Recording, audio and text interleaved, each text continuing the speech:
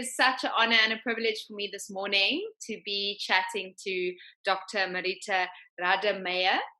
I am very, very excited for this chat, and I have been thinking about it the whole morning, what we're going to talk about, but let's just dive right into it. Dr. Rademeyer is a clinical psychologist and co-founder of the Child Trauma Clinic in Pretoria. For those of you who don't know her, she has helped many children and families and continues to do so. She helps them to deal with the effects of child abuse, neglect, rape, violence, and crime, amongst many other issues. And today we are going to be discussing the impact that pornography has in the lives of children today, and with a focus on prevention. So I think the groundbreaking thing for this chat in South Africa right now that we're having, for me, is that you are on the ground. You are seeing it for yourself and hearing the consequences of sexual abuse, confusion, and violation. And my first question to you is how much of this pain and heartache can we attribute to internet pornography? I mean, what sort of role is pornography having? Chantelle, thank you so much for having me. I'm so passionate about this topic because it's largely under the radar for parents and for teachers and for professionals working with children. It's only when your own child gets involved that it really filters through to people. We see children every single day who are addicted to pornography. Children as young as grade R, that would be about 6 years of age, become addicted to pornography, and parents are very often the last people to know about this. And there are a number of reasons for this. The one is that many children actively hide their tracks. And the other reason is that it's something that's encoded with so much shame that many children, once they get stuck in watching pornography, really don't seek the help that they need. And it's often something that parents stumble upon quite by accident. And the reason that we're so worried about pornography is that in young children, it leads to them acting out sexually with other children. And this is often the presenting problem. Parents bring a child to say, my child of 7 has been inappropriately touched by another child, and then you would find out that pornography is part of it. So it's a very complex and a very current and very common thing that very few people know about it. Yes.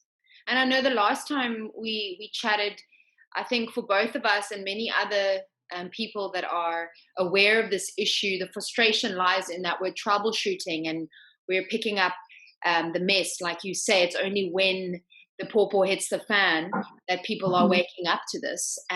So prevention really is key to our discussion today, and being better to be safe than sorry is a saying that keeps resonating with me as I think about it. It is better to be safe than sorry. So what is your advice to parents? They have no context. We never grew up like this. What is your advice to them to really get on the ground and keep their children safe?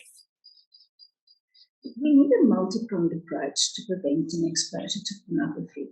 The first very important thing is that parents need to have the appropriate software, not only on the child's device, but on any device that the child has access to.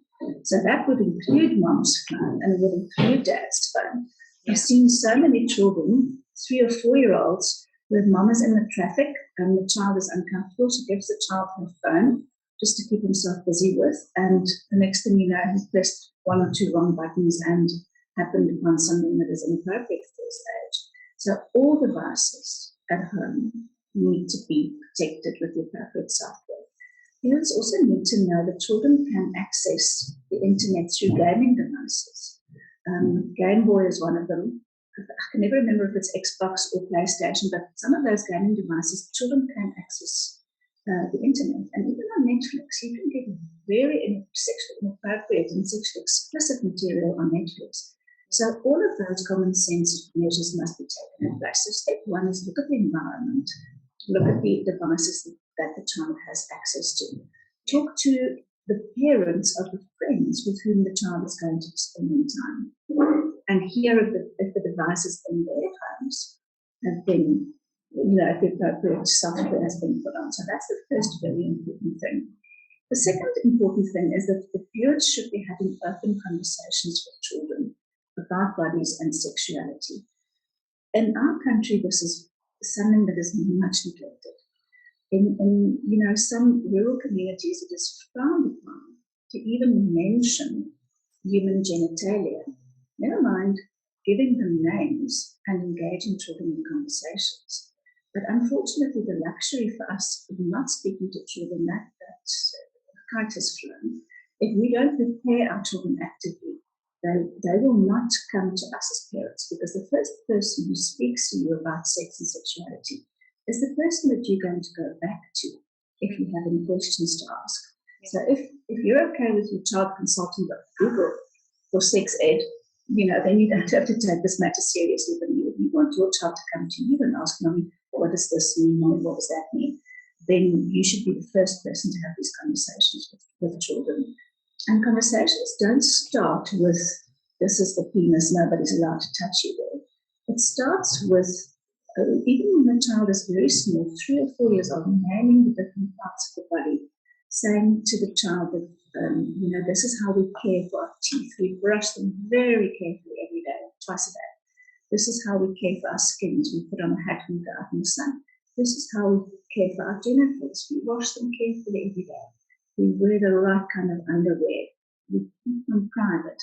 So these are conversations that have to not only be about the birds and the bees, but about the body and the body parts and caring for the body. And it has to start before children start formal schooling, because children are nowadays exposed to pornography the moment they start entering formal school. There will always be a child with an older brother or sister who's seen something, or a child who's stumbled across something inadvertently, or even a child who's been exposed to it on purpose as part of sexual abuse scenario. And these things are out there. And if children are not protected, they will see it first, and you might never even know. No, and you touched on a very good point there now, because there might be parents who watch this who think, oh my word, how can I protect my child from another child? It's relatively doable if you're diligent to protect them from adults. But how do you protect them from other children, their peers? What advice would you have around that? It's a very difficult matter. I think the first thing is we have to acknowledge that it's a problem. And we have to make all adults who interact with children part of this conversation. Very often we see children, especially grade 6 and 7 children, who access pornography on the school computers at school. And then there's a big blow up. And we only find out that there were no appropriate measures at school and that nothing has been put in place. So people need to engage the children's schools as well to hear, what kind of cyber policies do you have? Are children allowed to take their smartphones to school? What happens during break time? Are there areas of the school where there's free Wi-Fi? Because if there's free Wi-Fi and smartphones are allowed, I promise you, the grade 6s and 7s are going to watch pornography. I promise you that. So schools need to have proper policies and procedures in place. Schools need to take this seriously, not only when the proverbial corporate hits the fan. And parents have to speak amongst each other about what kind of rules they have in different households and what children are allowed to do and not to do. My personal opinion is that a primary school learner should not have a smartphone. If they need if they need a device for school, it should be a separate device that is accessed when there is an adult present with the child. The primary school child and a smartphone and Wi-Fi or airtime are going to lead to problems. The child's brain is just not mature enough for the good idea, not good idea part of the brain to be fully switched on. And the schools do need to take more responsibility, but I think the parents do too. We see a lot of parents sort of bypassing this and expecting the school to take all the responsibility, or the playgroup to take all the responsibility in teaching their children. But this needs to, what I feel like you're saying is, it needs to be a partnership. Everybody involved in a child's life needs to take the appropriate responsibility in caring for that child in terms of their sexuality and keeping them sexually safe, really, from internet pornography. Absolutely. It shouldn't be, the can should not be kicked between the school and the parents, because schools often say this kind of thing starts at home, and parents often say our children are safe at home, this starts at school. So it needs to be a shared responsibility. And I also think what stands out for us in practice is that many parents don't think that, they don't understand what internet pornography is about. They have an idea that somewhere there's a woman with huge breasts and there's their boy child of 13 is going to stare at the breasts. That's not pornography, the pornography that's on the internet in this view now. The majority of children who watch pornography over time will be exposed to rape pornography, bestiality, child pornography, and all sorts of other very unsavory things. Yeah. And it's a slippery slope, because the moment you stop watching pornography, the search engines kick up a recommended viewing for you, and you literally, once you click, you can go into a train of tabs that open up. So this is really not a benign thing. This is not a boys will be boys issue. This is about very deviant sexuality, which is cheap. It's for free. You don't need a credit card to access pornography. It's very, very available, and it's highly, highly addictive. It really is a much bigger problem than people think. Yeah. We also find that some teachers and parents just are not tech savvy enough. And a number of parents in our society are still literate, semi-literate, or illiterate. So how are you going to police your child's use of a smartphone if you yourself don't know how it works, or if you may not be able to read properly? This really needs to be a collaborative effort. And I also feel very strongly that the government and also service providers need to be more accountable for what they put out there.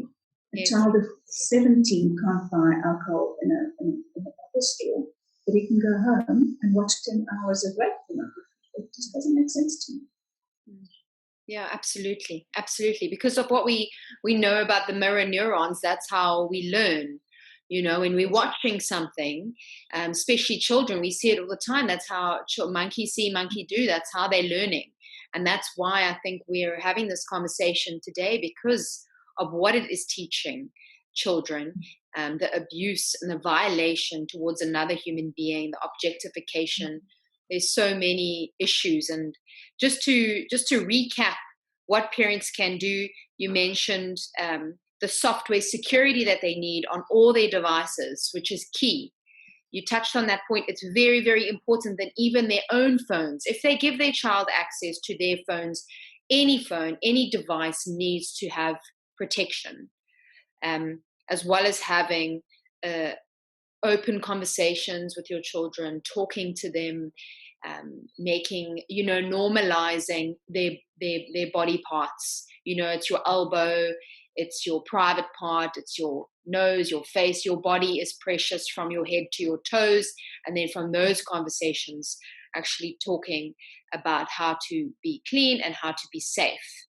And then, of course, a big one is gaming, that gaming devices actually can access the internet and can access pornography. And I had to laugh a bit when you said that about what pornography is today. It's not like, a woman in the bath with a cigar, like I always say.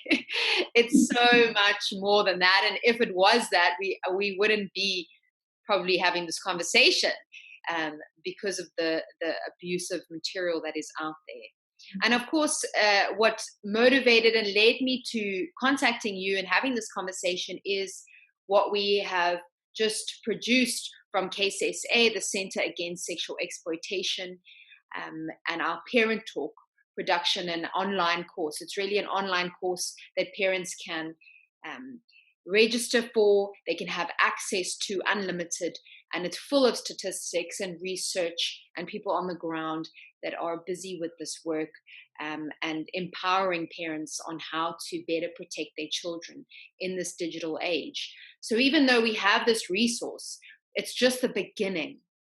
It's just the beginning of a parent's journey or a caregiver's journey in protecting their children.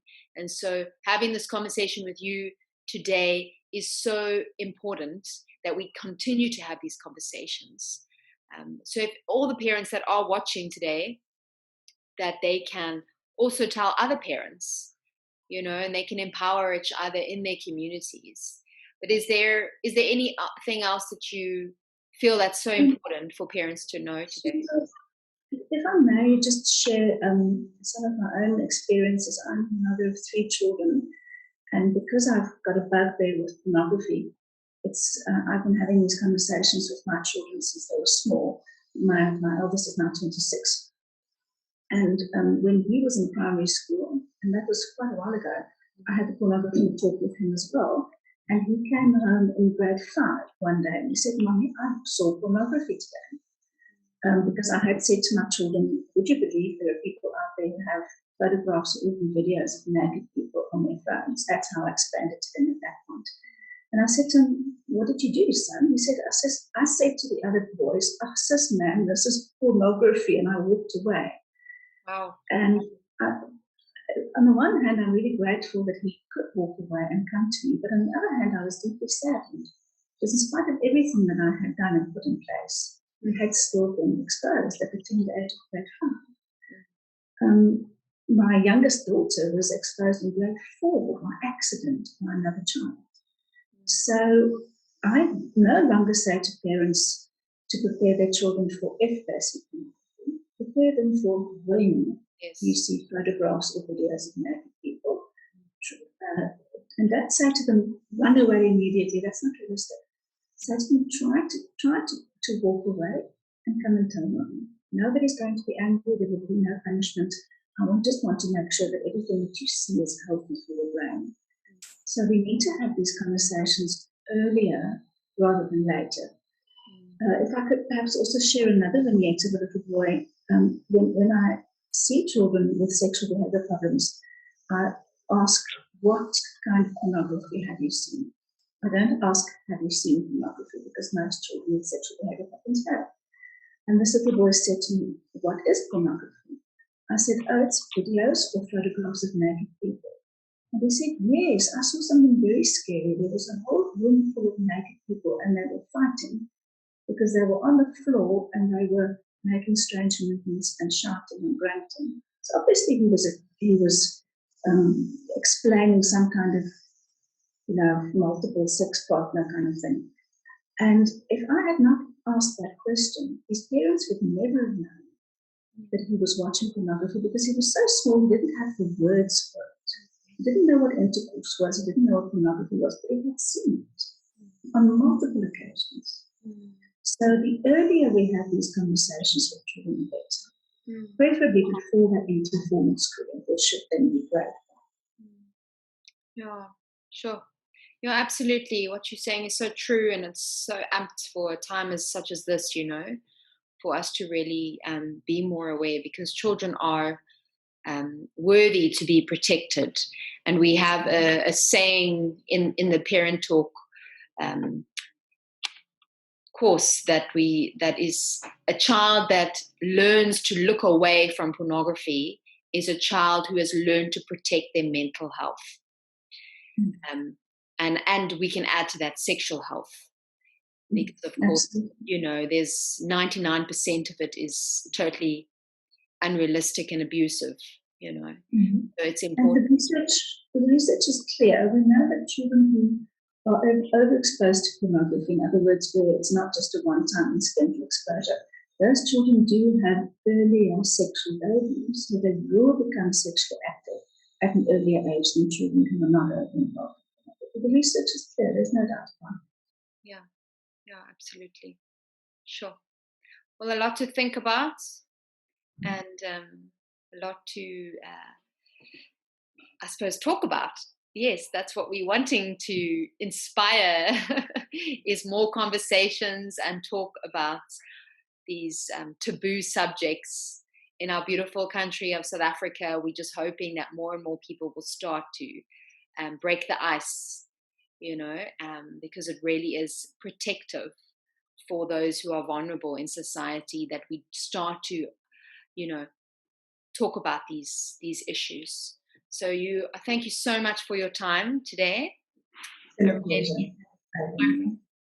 I really appreciate it. And yeah, thank you. Thank you very much, Chantelle. Bye-bye. Bye.